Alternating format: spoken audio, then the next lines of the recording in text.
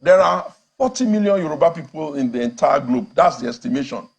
There are 222 million thereabout people in Nigeria. There are 93 million registered voters in Nigeria.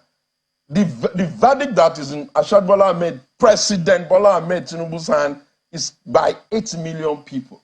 Shall all of us who are not part of that 8 million now say to ourselves that we are now at the proudest moment of our lives, wherein under deposition, documents are flying about, some saying female, some writing male, some saying he came with the social security number that is tied to a woman. Some, look, let me tell you, Shehu, I know a lot of people who spoke the Bola Tinubu presidency into power. People like my very respected brother Femi Fani-Kayode, who must have their tongue clipped now because they will be greatly embarrassed. That is this what we have really become? And you know, Shehu, the painful thing about it is that we want the entire country to pretend as if Atiku is now so guilty because he has the stamina and the gusto to go through all this. Even if nothing happens from the Supreme Court, and if something happens from the Supreme Court, would this not be a line that we should never cross in this country? And I need to put it to you, Shehu, Atiku, this is not the first time Atiku has put himself in harm's way just for all of us.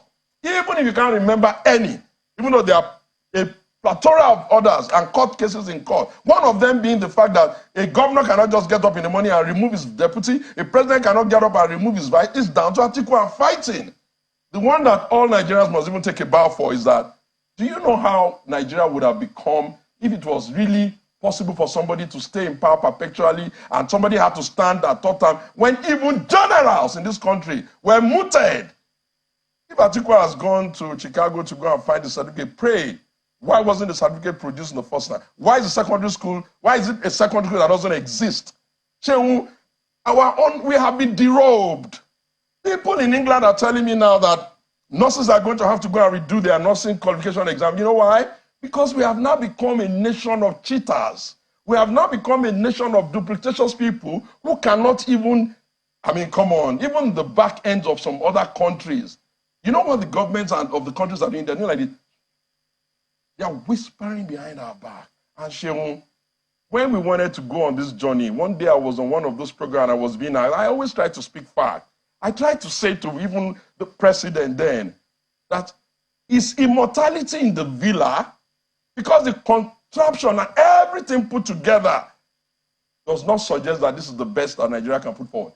And before you start telling me about any genius economic policies, the reality on ground does not even suggest so. That team that he has put together could have been put together for any other person that will carry the honor, the integrity. So do you know how I feel?